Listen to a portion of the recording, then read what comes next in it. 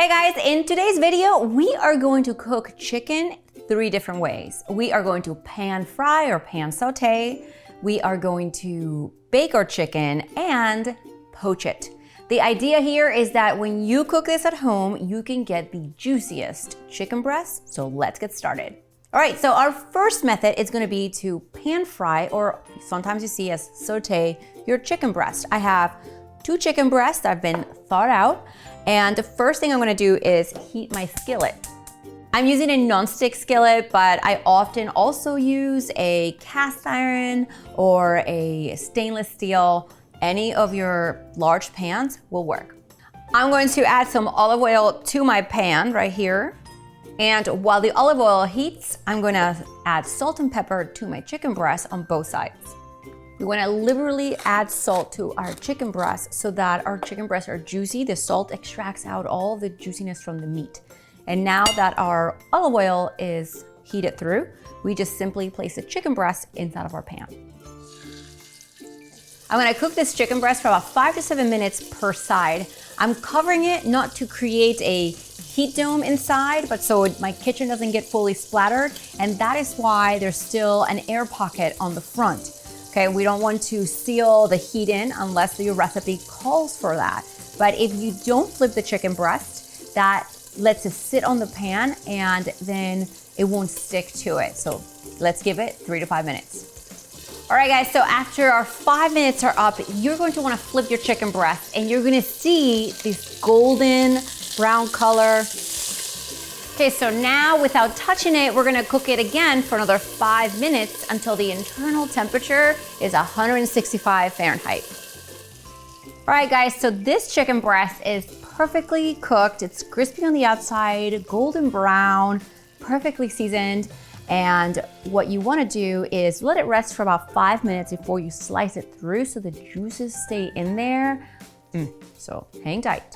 I mean, it's not like you're gonna sit here and wait for 5 minutes. You're gonna go serve all their plates and this stuff to serve with the chicken, and then you're gonna slice it. All right guys, so our second method is to bake our chicken breast. One of the reasons I love this method is because typically I can place a lot of chicken breast, about 6 to 8 on a sheet pan, and also some vegetables or potatoes on the side and make an entire sheet pan meal. But today, I'm just gonna show you the exact same seasoning and method so that you can compare the pan fried one that I just made, crispy on the outside, juicy on the inside, and our sheet pan method. So I've got 3 chicken breasts right here thawed on a plate that I'm going to generously season with salt on both sides and as well as pepper. Typically, I love to prep this ahead and marinate our chicken breasts in a large zip bag and then place them on the sheet pan and bake it. So if you need a marinade, I'm gonna put one right below this video so you can see this lemon olive oil Mediterranean marinade. That's the one you want. It's really simple, really basic, and marinating your chicken gives it extra flavor and juiciness. So now I've lined my baking sheet with parchment paper, mostly for easy cleanup. And I really like the seasoning and the flavor of olive oil in my chicken. So I just simply drizzle some right over the pan, place my chicken breast right over the top, and a little bit more on top. These are gonna go in the oven for about 20 to 25 minutes. It really does depend on the size and thickness of your chicken breast, which is why typically it's best to go by internal temperature of your chicken to 165. So let's bake these. All right guys, so our third and last method today is poached chicken breast. Now, poached chicken breast gets like a really bad rap because it's considered diet food because it is a leaner way of cooking chicken. If you want really good chicken for dinner or for tomorrow's salads, right? You don't want it to dry out, so poaching it is a great method. The first thing we're gonna do is, now I have an empty pot right here, and to poach it, I'm going to place my chicken inside at the bottom of my pot. Okay, so to the chicken in the pot, I'm gonna add cold water. And you add just enough water to cover your chicken breast by about 2 inches or so. And then the trick to give it some flavor is to overly season your chicken water. So I've got some whole peppercorns right here, but if you don't have whole pepper, you can grind some pepper as well. You do want to add salt to your water, generously. Now you can also add some bay leaves, thyme, spices. Well, let's add something else. So I'm just going to add a little bit of thyme to my water.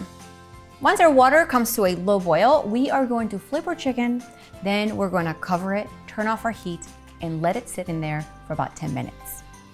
Meanwhile, let's get the chicken out of the oven and let me show you baked chicken.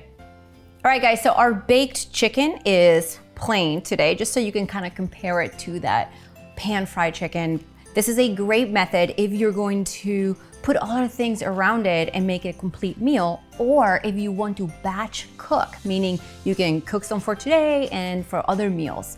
When you cook chicken in any method, you always want to give it a rest for about 5 minutes. Now, I used to think that resting my chicken would mean that it would get cold, but as long as you don't slice it, your chicken breast is going to hold all the juices and the heat inside.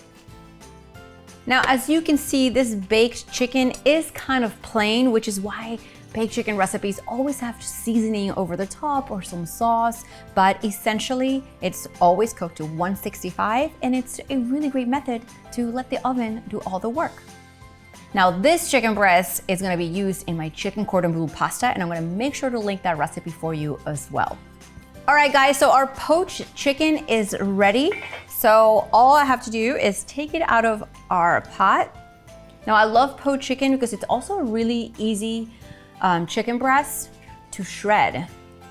Shredded chicken is great for making enchiladas or sliders, tacos, just anywhere you're gonna wanna fit your chicken in between a sandwich or a handheld. Stuff it, roll it, top your baked potato, add some sauce. Oh my gosh. I have another video with tons of chicken dinner ideas that I'm also going to link out for you. So make sure you click on that so you can use up your chicken. So that poached chicken breast I shredded, which I used the handheld mixer method and the fork method for our video on that. Make sure you check right here. And that, my friends, is how you pan fry chicken, which is really crispy on the outside, deliciously juicy in the inside. We have baked chicken, which is great to meal prep and use in other recipes like my baked chicken cordon bleu pasta that I'm about to make right now, right after this video. And shredded chicken, well, of course, for sliders, quesadillas, salads, so many different things. For recipes and more chicken videos, make sure to check this chicken video ideas, and I'll see you guys next time.